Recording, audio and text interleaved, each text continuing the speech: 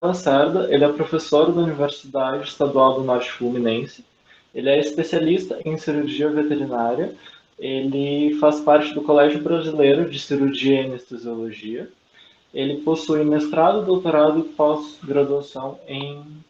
pós-doutorado em cirurgia veterinária. Agora eu passo a palavra a ele. Muito obrigado, Eduardo, pelo convite.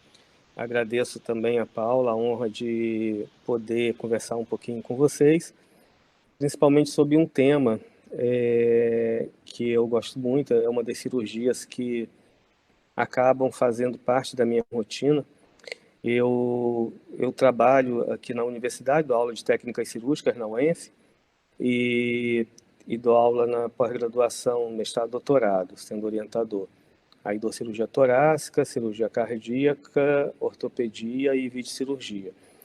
E a cirurgia, e eu opero na faculdade, nós temos um serviço de cirurgias complexas e a cirurgia de shunt porte sistêmico está entre as 4 cirurgias que eu mais faço ao longo do meu ano. Então, a gente tem bastante rotina com essa cirurgia já há alguns anos.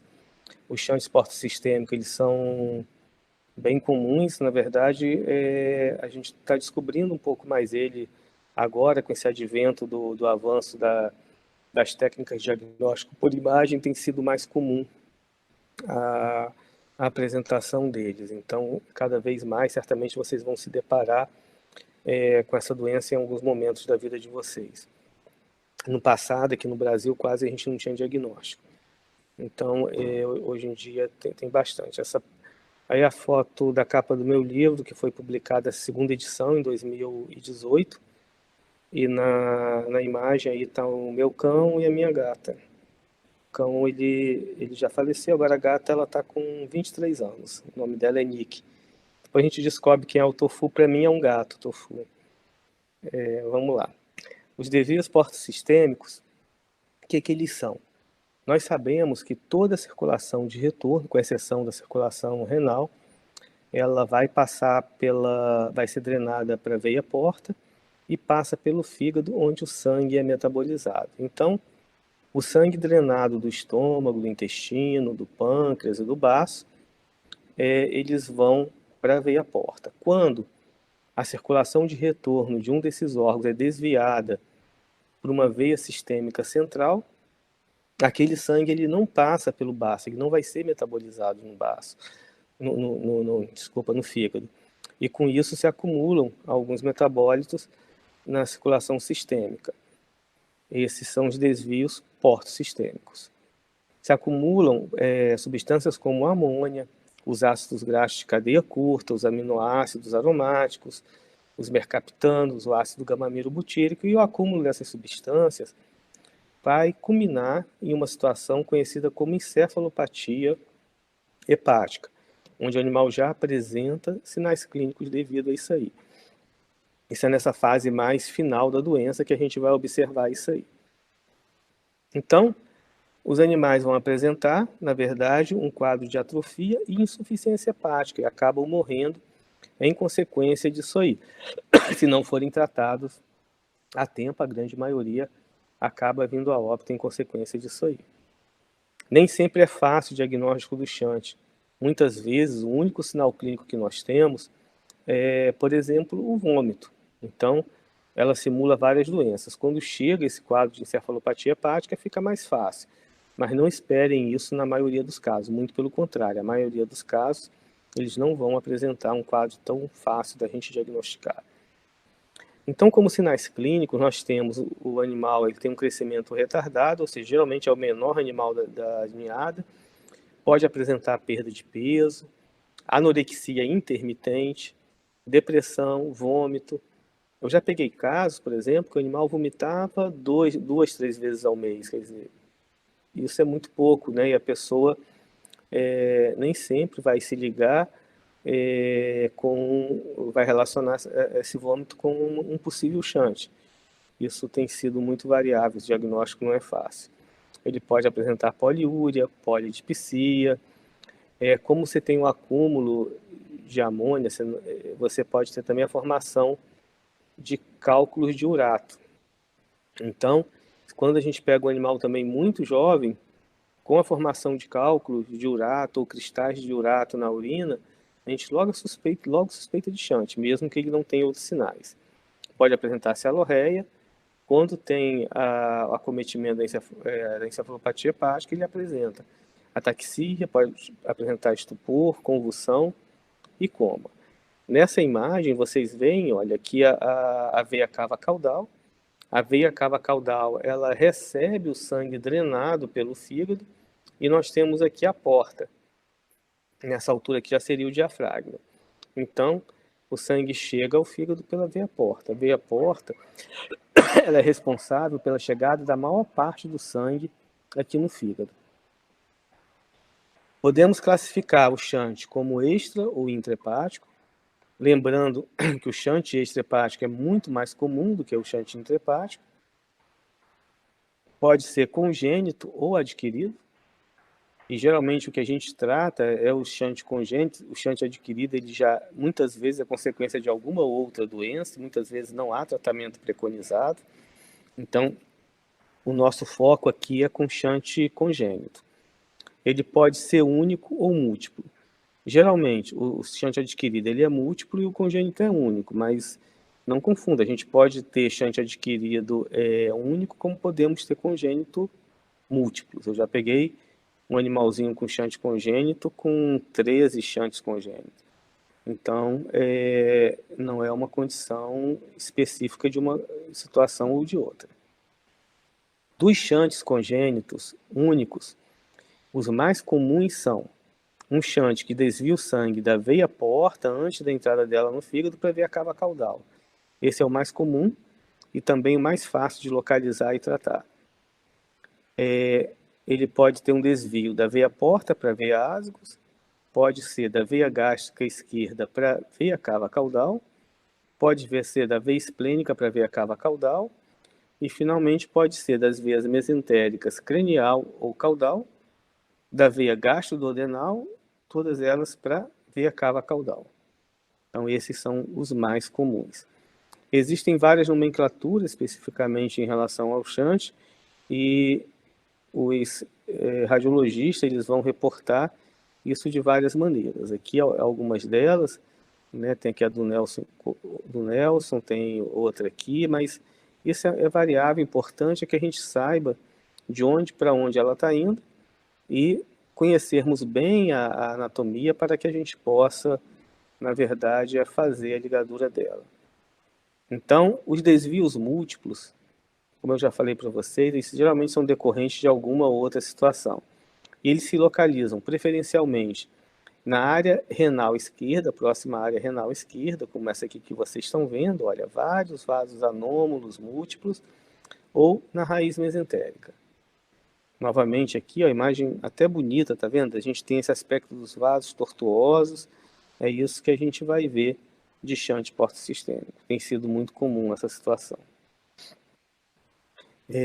Os shunts congênitos múltiplos, muita gente acha que às vezes não deveria ser tratado. Ele deve, a gente nunca sabe quando a gente vai conseguir um bom resultado ou não. Obviamente, se o animal tem shunts múltiplos, a expectativa, o prognóstico é sempre muito pior.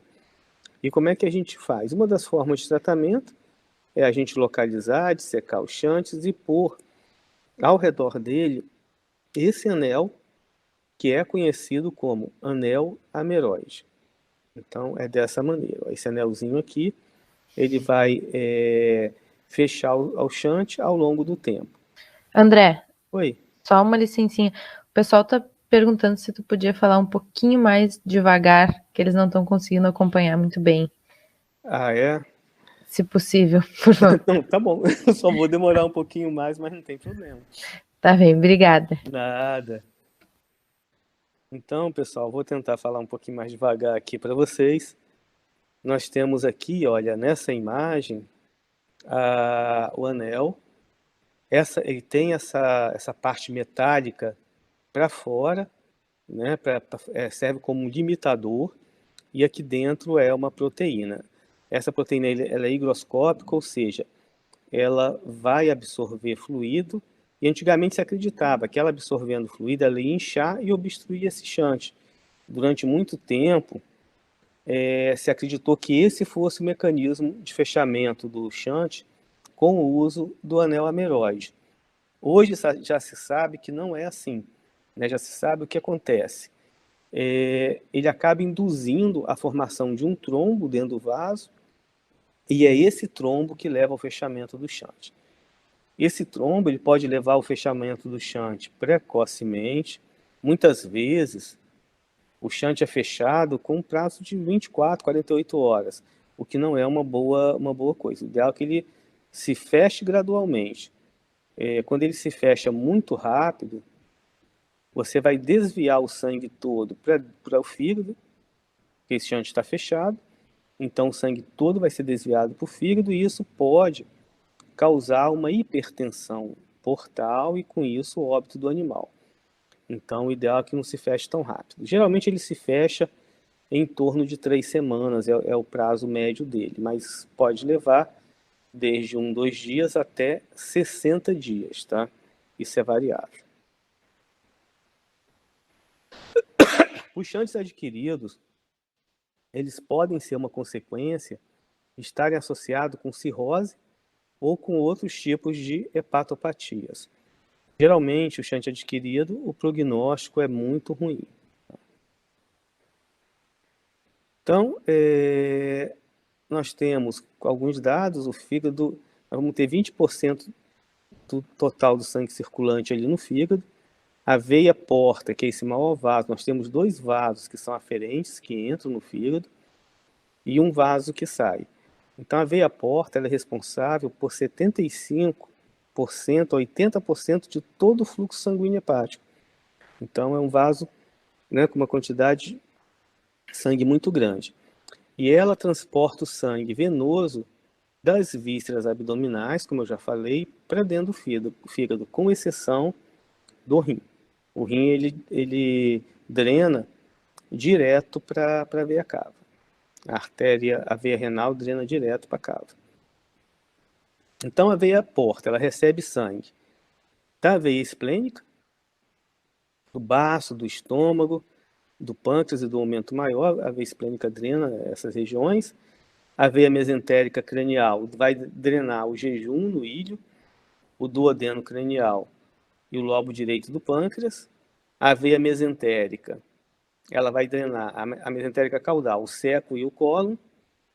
E lembrando que somente em cães há a gastroduodenal, que vai desembocar na porta. Esse aqui nós não temos no gato, tá? Responsável pela drenagem do pâncreas, do estômago e do duodeno. Então, no cão, nós temos, aqui está faltando um lado, nós temos dois grandes ramos, um para o lado direito e um para o lado esquerdo do fígado, depois vão se subdividir. E no gato nós temos ainda essa parte aqui central, então temos primeiros 3 grandes ramos e depois as suas respectivas bifurcações. Então o sangue portal, ele entra nos sinusoides, ele vai entrar nos sinusoides hepáticos, ele vai para uma veia central e forma a veia hepática. Essa veia hepática, ela fica responsável pela drenagem desse lobo direto para a veia cava. Então, o que vai drenar todo o fígado é a veia hepática para a veia cava e daí a circulação sistêmica. Então, esse é o mecanismo. As formas mais comuns de apresentação desse shunt, como eu já falei, são os shunts congênitos extra-hepáticos. Isso é o que a gente vai ver na maioria das vezes. Mas nós temos ainda o shunt intrahepático congênito, que ele representa aproximadamente 35% dos shunts únicos em cães, e esses shunts intrahepáticos são bem mais difíceis de serem tratados, cirurgicamente, claro. E nós temos os shunts extrahepáticos adquiridos, que geralmente são múltiplos e representam cerca de 20% do total de shunts em cães. O shunt ele acontece tanto em cão quanto em gato, mas lembrando que ele não é tão comum em gato. O shunt intrahepático, nós temos algumas raças, como o Doberman, o Pastor, o Setter, o Labrador, o Sheepdog, algumas raças que são mais comuns, o extrahepático, o Schnauzer, o York. o Dachshund e o Poodle. A gente pega muito em York, aqui na nossa rotina, talvez o York seja para a gente a raça mais comum, talvez também até porque ela é mais frequente no nosso meio. Alguns animais ainda apresentam uma condição em especial que é a hipoplasia, ou seja, diminuição da veia porta. Então, quando há essa diminuição da veia porta, hipoplasia, há uma complicação extra, né? Essa diminuição, ela pode estar associada à hipertensão ou sem hipertensão. Então, quando há hipoplasia da veia porta com hipertensão, nós temos uma hipertensão idiopática, não pela cirrose. Ela é severa, é difusa e, é claro, intrahepática, e geralmente ocorre por uma má formação da microvasculatura. E sem hipertensão é quando há uma condição que a gente sempre deve pesquisar, que é a displasia microvascular. Ou seja, quando você faz a cirurgia de correção, você sempre deve fazer uma biópsia hepática para verificar se há displasia microvascular, e se houver essa displasia, temos que lembrar que o prognóstico ele acaba sendo um pouco pior. Então, vai haver uma comunicação anormal entre a porta e a circulação sistêmica até esse nível microvascular. Então, quando há a hipoplasia da veia porta sem hipertensão, nós temos uma associação aí com shunt macroscópico, em torno de 58% dos casos no cães e 87% nos gatos. A localização dos shunts intrahepáticos, eles podem se localizar nos lobos hepáticos esquerdos, o lateral e o medial esquerdo, nos lobos hepáticos centrais, que na verdade são direitos, né, o medial direito e o quadrado, e nos lobos hepáticos laterais direito, que é o lateral direito e o caudado. Então, nós temos essas possíveis localizações. Quando ele acontece no lobo esquerdo, como vocês estão vendo aqui nesse desenho, olha, ele tem geralmente uma emergência logo depois do ramo portal. Para aquele lobo, a gente encontra esse desvio. Então, a gente tem que dissecar esse desvio. A dificuldade muitas vezes está aí, geralmente ele é intraparenquimatoso, está dentro do lobo hepático, a gente tem que dissecar e fazer a atenuação dele. Quando ele é um lobo central, o que pode acontecer é uma comunicação da veia porta, né, que está aqui, ó, com a veia cava, através de um forame. A veia cava caudal, isso aqui está errado, não é central, tá, pessoal? A veia cava caudal, através de um forame. Então, a dissecção e a ligadura dele acaba sendo um pouco mais difícil. No gato, como ele tem aquele ramo central, fica mais fácil a dissecção e a atenuação dele em felinos do que em cães. Temos ainda os lobos direito, né? O vasanômulo, então. Ele atravessa todo o lobo lateral direito e o caudado e vai desembocar na veia cava. Então, nós temos que achá-lo também e fazer a atenuação, colocar o anel ameróide ou qualquer outro dispositivo, a gente ainda vai falar sobre isso, nesse ramo aí. Então, esses são os intrahepáticos. No exame hematológico, o que nós vamos ver de alteração? Essas alterações, elas podem ou não estarem presentes, tá? Então, não esperem sempre encontrá-las. Então, vocês podem ver uma anemia regenerativa, pode ver microcitose, normocromia. Em gatos, tem a presença da policitemia. Na bioquímica, nós temos aumento de ácido biliar em 65% dos casos, mas lembre que tem outros 35% que não tem esse aumento. E geralmente esses aumentos pós-biliares, de ácido biliar, são associados após a alimentação. Nós podemos ter hipoalbuminemia. Uma coisa interessante é a diminuição da ureia, que muitas vezes passa despercebido. Ninguém fica preocupado com a ureia baixa, né? Fica preocupado com a ureia alta. Então, animal com ureia baixa, filhote, pode ser um indicativo de shunt. Nós temos aumento de ALT, de AST, o aumento da fosfatase alcalina, aumento de colesterol, hipoglicemia e aumento de amônia. Então, vejam que várias alterações aí. No exame de urina, nós temos uma diminuição da densidade, E uma coisa bem marcante no exame de urina são os cristais de biurato de amônio. O animal ele pode ter também ainda hematúria, piúria, proteinúria, mas lembre-se, pessoal, nem sempre tudo isso aparece. Tá? No passado se fazia muito a portovenografia, ainda se pode fazer, dependendo da dúvida. Você, com o animal aberto, com uma laparotomia, você coloca um catéter em uma veia jejunal e injeta de 1 a 2 ml por quilo de contraste iodado. A gente usa o iopamiron. Né? E com isso você consegue ver toda a anatomia aqui do shunt, se houver alguma... Aí tem que fazer uma radiografia, obviamente, e isso vai te ajudar também a entender melhor essa anatomia. A ultrassonografia com Doppler tem sido uma boa alternativa. Eu sempre digo que o melhor exame é aquele que o examinador tem experiência, né? Então, quando a gente tem um bom examinador, a gente tem uma chance grande de que tudo corra bem. Aqui no Rio nós temos uma sonografista, a Adriene, que ela é excelente. Ela dificilmente erra um diagnóstico dele, tem uma grande experiência aí. E ainda a tomografia computadorizada, que também, se for possível, faça a tomografia, ela ajuda no planejamento cirúrgico. Então a gente tem aqui, olha, a imagem tomográfica e com isso a gente pode ver esse possível shunt. Então nós temos todos os vasos aí. O animal com shunt, nós temos que inicialmente fazer uma terapia clínica. Como é que essa terapia clínica? Primeiro, usar uma dieta com um baixo teor de proteína e fazemos uso da lactulose na dose de 5 a 15 ml 3 vezes ao dia.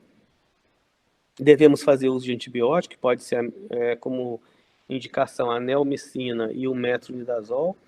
Esse antibiótico ele vai diminuir a população bacteriana no intestino e com isso ele evita também a translocação bacteriana. Então, geralmente, quando inclusive o animal está com sinal clínico, o uso dessa terapia ela acaba ajudando a minimizar os sintomas. O animal, no momento inicial, geralmente ele fica bem, e o problema é que o tutor tem que estar consciente que isso não vai resolver, que no momento seguinte é necessário a correção operatória, que é a forma correta da gente conseguir fazer a correção.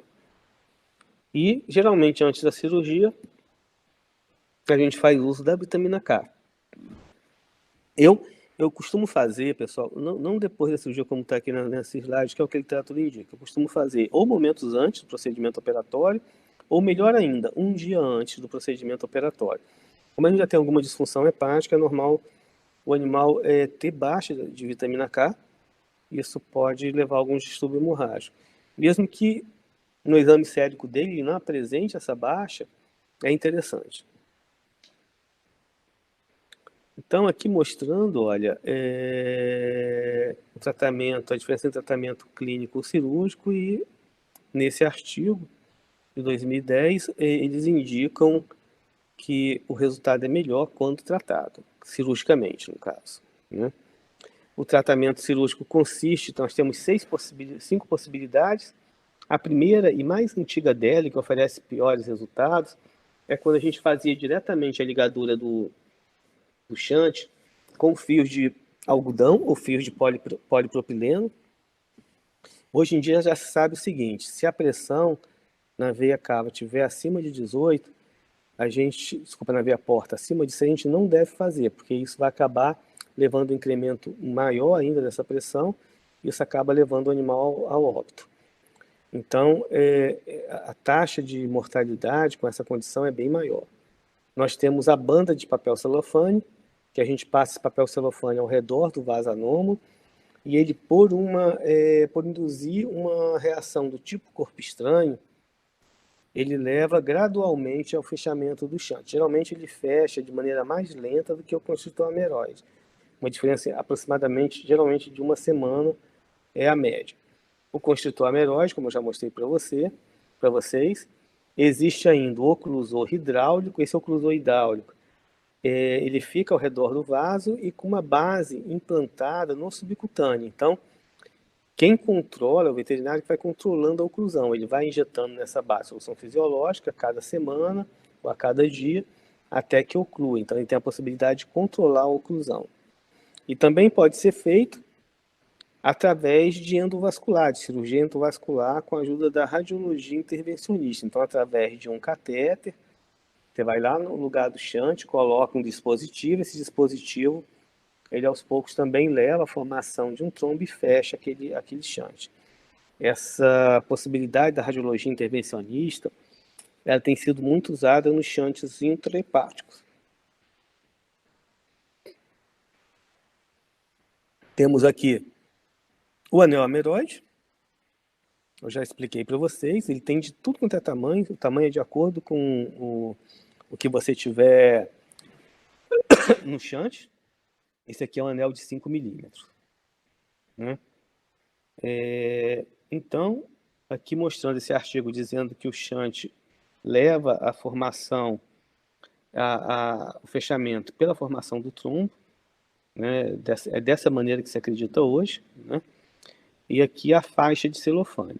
O que é essa faixa de celofane? É o papel celofane que a gente vai comprar numa papelaria. Tenham cuidado, né? Porque às vezes você tem escrito papel celofane e ele não é 100% polipropileno. Tem que ser 100% polipropileno.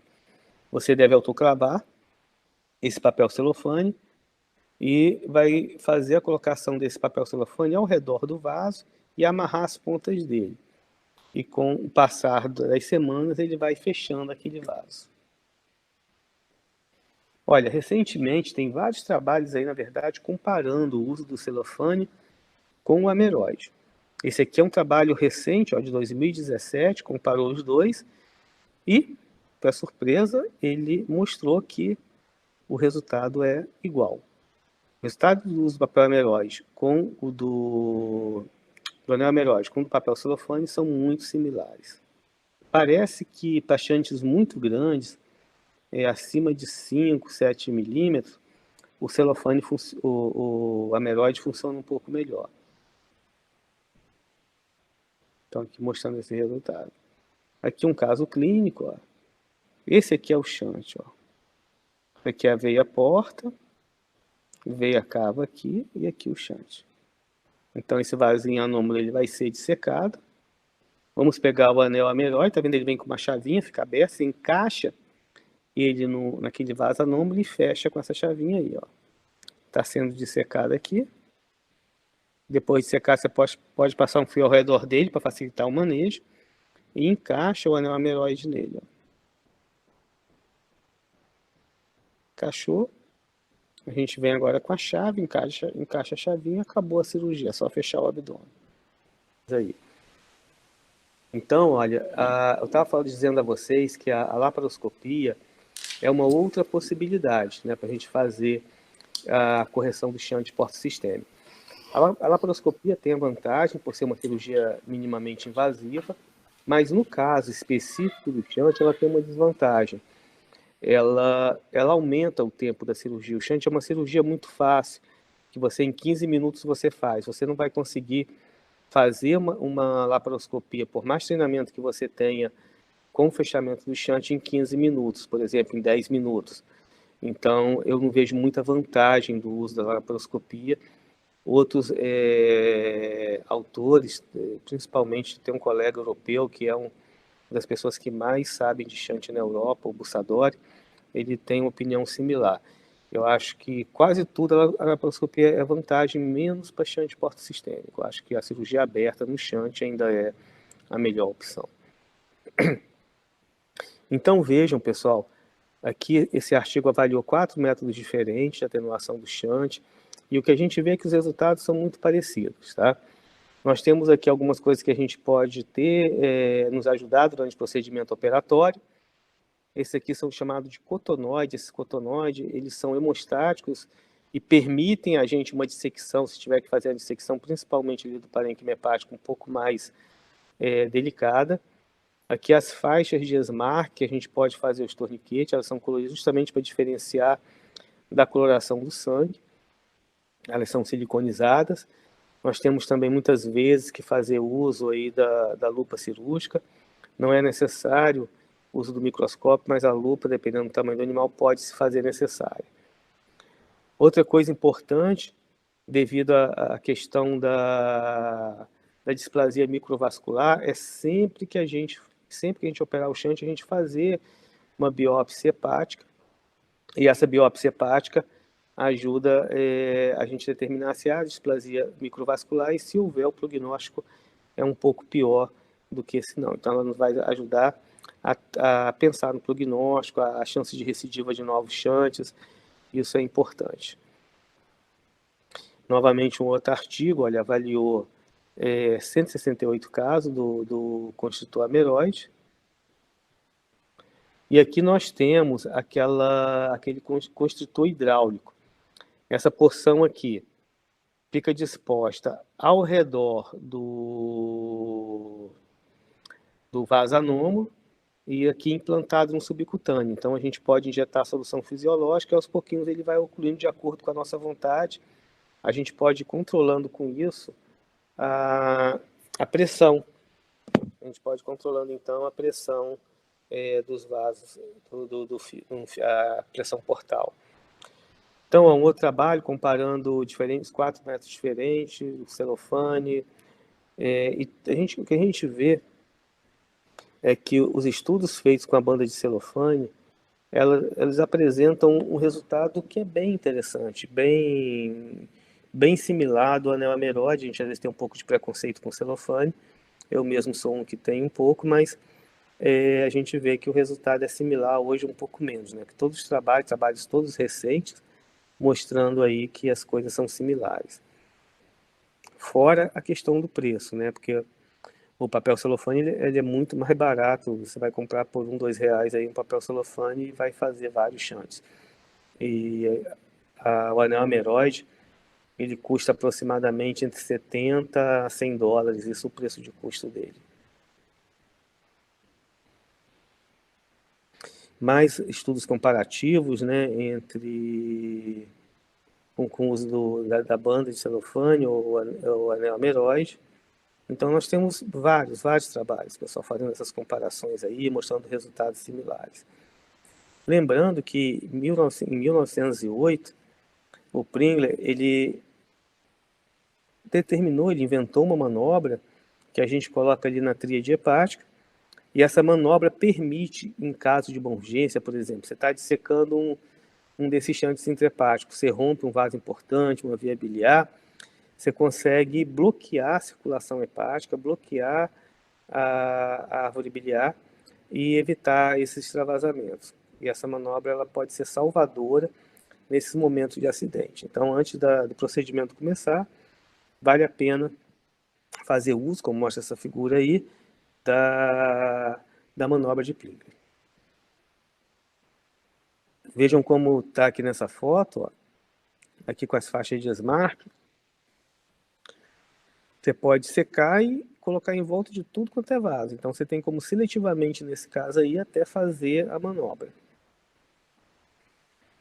Então, o que a gente sabe hoje é que as diversas maneiras aí estão associadas a sobrevivências similares, tanto a médio quanto a longo prazo. Tá? Então, daqui a pouco eu venho mais detalhadamente em relação a isso, mas os resultados são muito, muito parecidos. Tá? Como a gente pode ver em diversos trabalhos, todos apontam para, ou não digo todos, mas a grande maioria para a mesma direção. Novamente, o trabalho com cão e gato, 9 cães e um gato. E aqui um trabalho falando da atenuação de um shunt intrahepático no ramo esquerdo. O ramo esquerdo é sempre mais fácil da gente secar e colocar, seja com anel ameroide, seja com celofane. Então, mostrando aqui, olha, a gente pode secar tudo, coloca, daqui aquele ramo esquerdo, a gente pode preparar e mais ou menos nessa altura a gente vai ter a saída do vaso anômalo, que deve ser dissecado, identificado e colocado ou celofane ou o anel ameroide. Alguns trabalhos dizem que shunts acima de 5 milímetros, eles têm tido resultado melhor com o uso do ameroide, tá? Então, aqui, olha, a cirurgia endovascular, onde a gente vai implantar um cóio para embolizar um shunt. Essa cirurgia tem sido muito usada nos shunts intrahepáticos, então com resultados bons também. Isso facilita, né, porque essa dissecção extravascular, vamos dizer assim, com cirurgia aberta, ela fica muito mais arriscada e talvez mais difícil se não for um cirurgião muito experiente.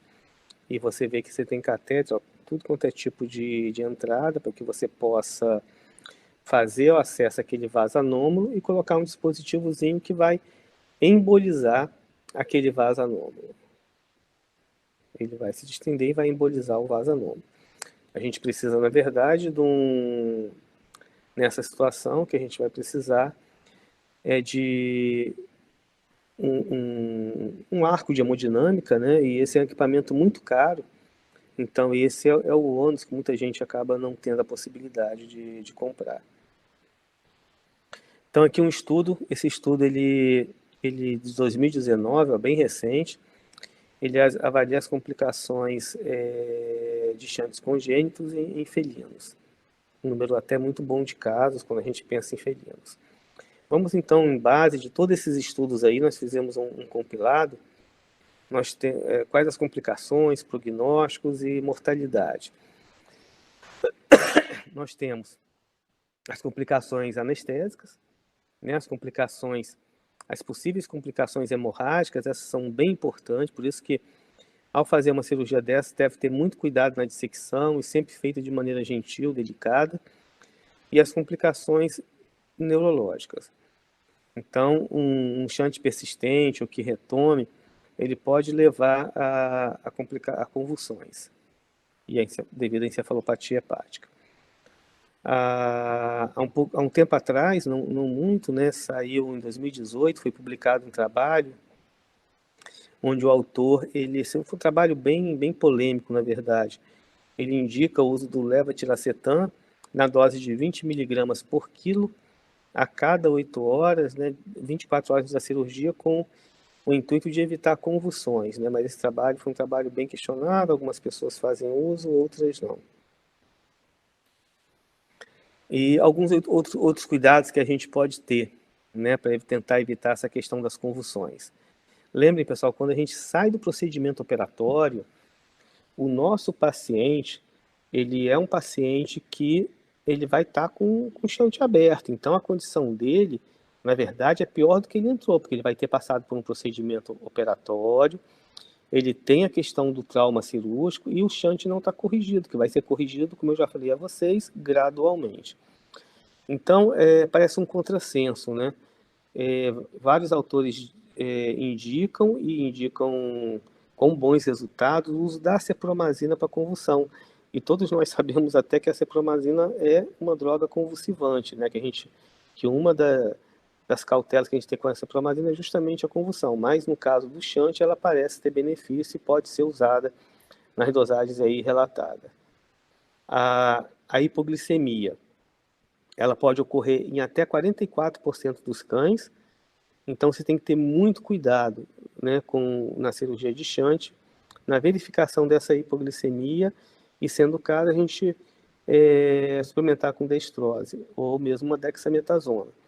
Então, é algo que a gente deve ter atenção também. Podemos ter também úlcera e sangramento gastrointestinal, e isso a gente sabe que se a gente tratar, os artigos dizem que a gente diminui a mortalidade causada por essas úlceras, que podem chegar a 25%, caem para 3,2%. Então, vejam que algumas coisas que a gente tem que ter atenção. As complicações do shunt, quando a gente faz aquela ligadura logo de uma vez, aquela primeira técnica que eu falei para vocês que não é a mais adequada. Quais são as complicações que a gente pode esperar? A hipertensão portal, que é a principal, como consequência, uma hipotensão arterial, como reflexo disso. Podemos ter congestão hepática aguda e óbito, podemos ter ruptura do vaso, podemos ter hipotermia, edema pulmonar por congestão, coagulação intravascular disseminada, trombose na veia porta, convulsão, pancreatite e mesmo a indução de uma intussuscepção. Vejam que a lista de complicações é grande, né? Quando a gente usa o anel ameróide, quais as complicações mais comuns? A gente já diminui bem a lista, mas podemos ter, olha, hipertensão portal, sempre ela vai estar presente, quer dizer, sempre vai ser uma possibilidade presente. E se houver hipertensão, a possibilidade de desenvolvimento de múltiplos shunts, a ruptura do vaso de secado e a encefalopatia hepática.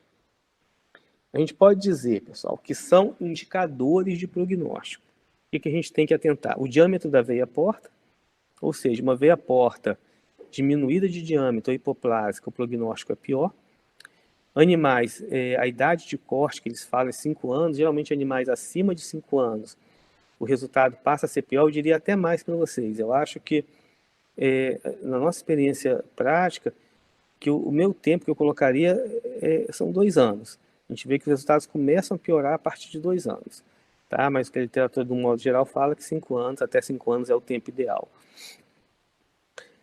Cães acima de 15 quilos com shunt tem uma resposta melhor do que os cães abaixo de 15 quilos. A localização também, claro, um shunt intrahepático é sempre de prognóstico pior do que o shunt extrahepático. Os tipos de shunt múltiplos ou únicos também. E alterações gerais, outras doenças concomitantes que poderiam afetar a saúde do nosso paciente. Agora vamos lá, a mortalidade do uso das diferentes técnicas. A mortalidade com a banda de celofane, quando a gente usa. Nos shunts intrahepáticos, quando você usa a banda de celofane, chega a 27% a mortalidade, que é uma taxa relativamente alta. Nos extrahepáticos, essa mortalidade cai para 3 a 9%. E a taxa de complicações é de 10 a 13%, ou seja, é algo bem aceitável, com resultados bons, né? Por isso vale muito a pena.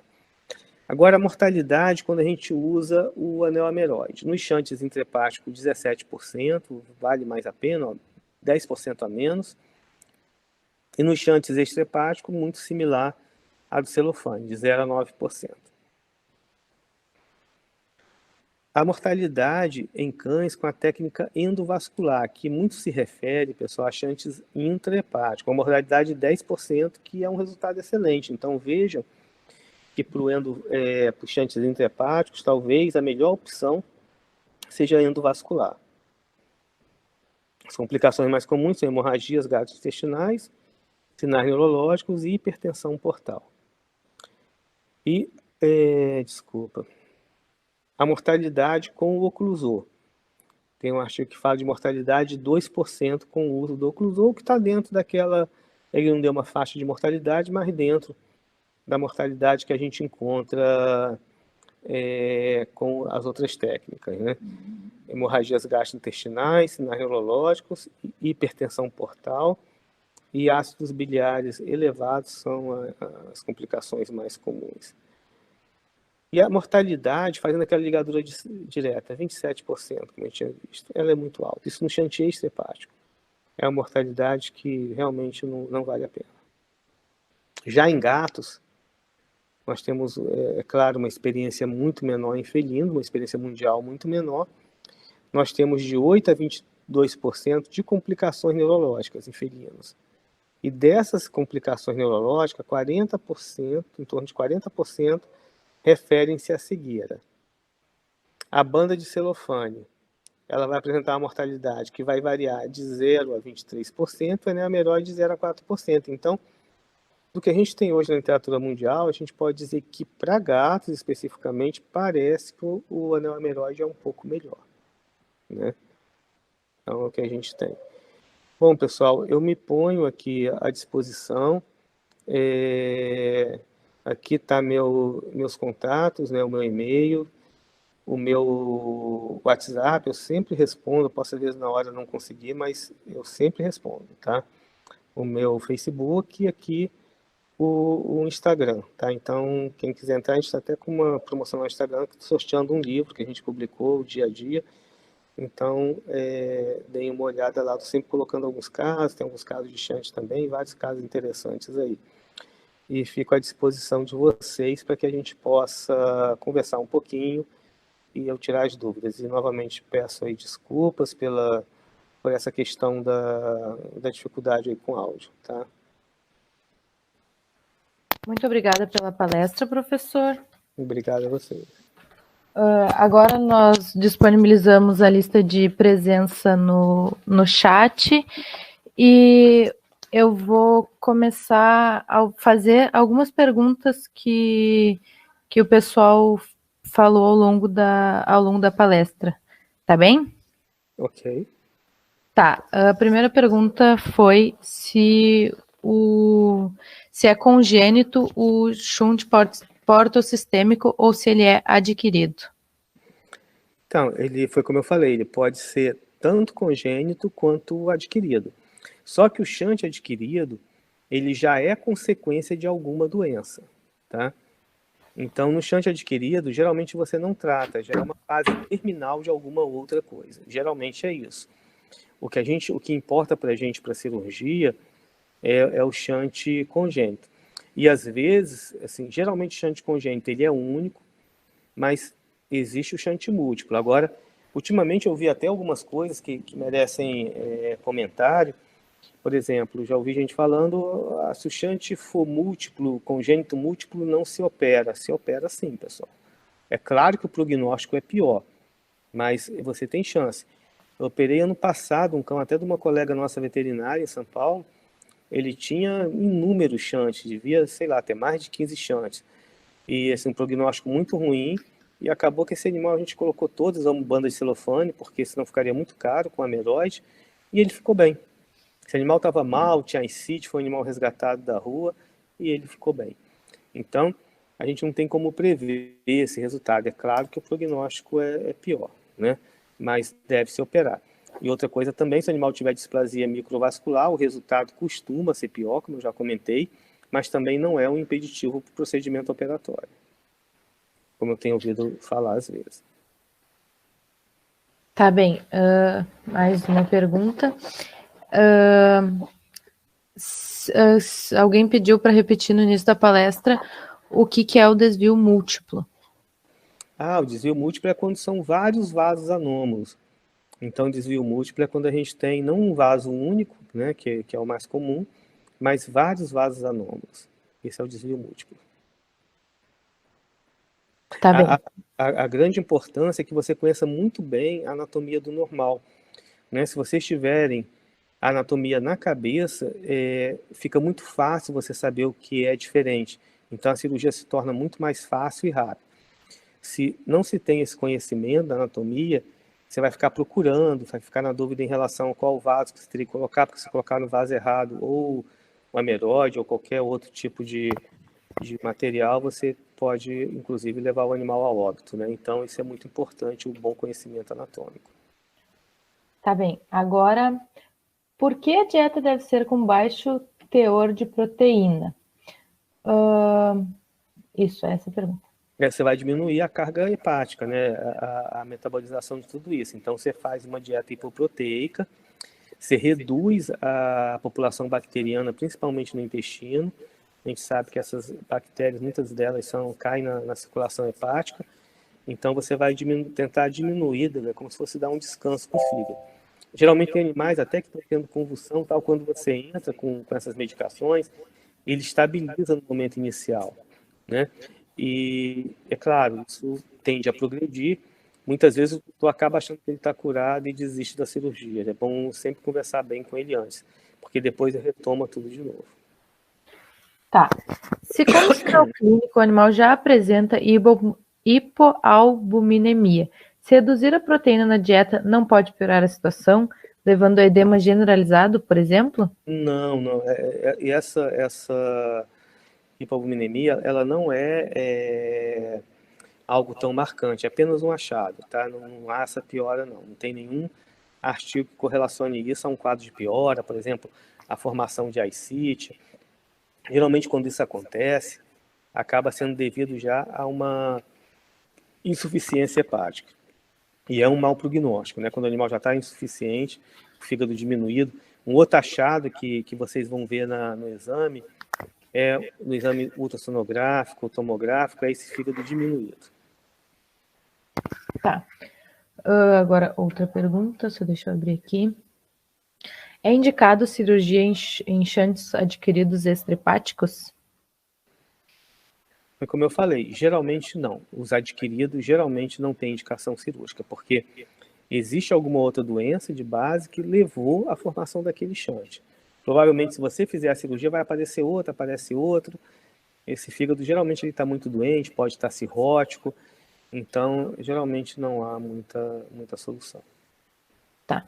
Como proceder no paciente com shunt extra-hepático adquirido que constantemente faz ascite? Como corrigir a hipobuminemia? Foi o que eu falei, o adquirido, o resultado é ruim.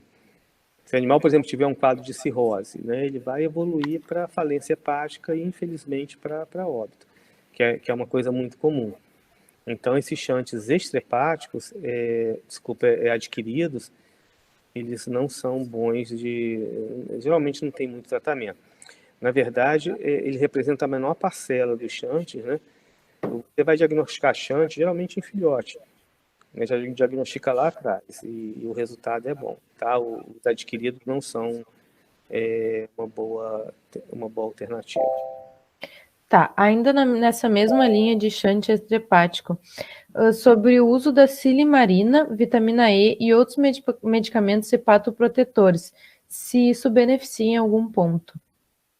Não tem assim muito trabalho que correlacione o uso deles, mas eu creio que sim, né? Eu acho que no pós-operatório você usar esses produtos que foram citados, eu uso, mas não tem uma correlação.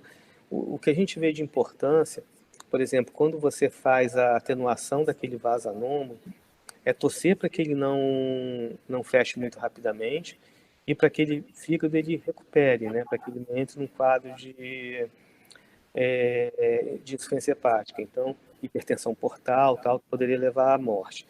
Então, é torcer para que haja uma nova adaptação, o fígado volte ali também, né? Ele está recebendo fatores hepatotróficos que vão ajudar no seu crescimento, é que tudo se normalize. O fígado tem essa grande capacidade de regeneração. E o anel aneroide, ele precisa ser ameroide, ele precisa ser retirado depois de algum tempo ou ele permanece pelo resto da vida do animal? Pelo resto da vida. Ele não tem nem como você retirar ao longo do tempo. Uma coisa que eu acho que eu esqueci, eu não cheguei a falar, é o seguinte, quando a gente faz a cirurgia do shunt, seja com qualquer um dos métodos, eu geralmente recomendo que no pós-operatório a pessoa faça uma sonografia com Doppler a cada semana, para ela acompanhar o fechamento desse anel. E a gente fala que a situação está resolvida, né, quando tudo se normaliza, seja 3, 4 semanas, 5 semanas, aí vai variar. Se a pessoa não tiver muita condição financeira, a gente pede de 15 em 15 dias pelo menos para fazer o ultrassom. Porque, por exemplo, a partir do momento que o shunt fecha, a gente pode parar com aquelas medicações que a gente estava usando para diminuir os sinais clínicos aí do shunt, né, para melhorar a condição do animal. Tá, agora, se no caso da biópsia confirmar displasia microvascular, a consequência seria falência hepática? A displasia microvascular, não. A displasia microvascular, ela vai tender à formação de novos shunts, mas não é todo caso. Você não pode, por exemplo, falar que o animal tem uma displasia microvascular e ele está condenado. Ele pode ficar bem, né? Mas é de prognóstico pior. Então, a pessoa, a gente vê quando ela leva o animal para operar shunt, ela vai com muita expectativa, ela quer saber, por exemplo, prognóstico e tal. Se o animal não tiver displasia microvascular, vocês viram, um prognóstico em torno aí de 90% de chance de que tudo fique bem. Principalmente se for um shunt precoce, né? Você diagnosticou precocemente. Então, eu acho que é isso que a gente tem que almejar, né? Mas tem essas variações todas que a gente está falando, que é importante conversar com o tutor. Né? É uma cirurgia que, como ainda não tem, infelizmente não tem muita gente que faça no Brasil, acaba sendo tem sido um procedimento caro, tem sido caro, as pessoas cobram valores elevados por cirurgia de shunt, e se tem essa questão, né, de que é difícil, é uma cirurgia complicada. Se a gente for colocar os shunts intrahepáticos, sim, são, mas o shunt portocavo é uma cirurgia muito fácil de fazer. Tá, agora o diagnóstico diferencial dessa patologia. Olha, se você pensar que o vômito é um dos sinais mais comuns, e se você pensar que o animal pode apresentar somente vômito, imagina. Uma vez eu peguei um York que ele apresentava alguns vômitos, esporadicamente, ele passou por 6 especialistas aqui no Rio e tinham fechado o diagnóstico dele com um diagnóstico de alergia alimentar. Ele comia uma ração hipoalergênica e tal. O tutor estava até já acostumado, achava que era aquilo, até que um colega nosso veterinário desconfiou de Shunt, fez o ecodoppler e conseguiu o ultrassom-doppler e conseguiu o diagnóstico. Então, assim, é uma infinidade.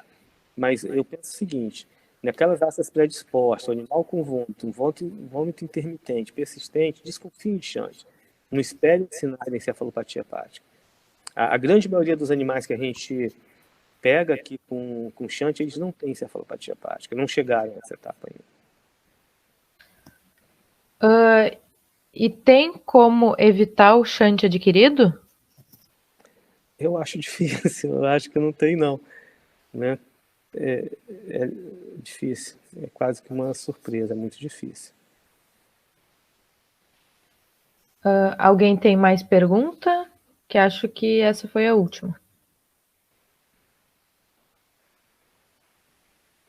Bom, pessoal, de qualquer forma, se depois alguém que tiver ou lembrar alguma dúvida, tá, podem me perguntar e vai ser um prazer interagir com vocês, tá? Eu fico à disposição de vocês.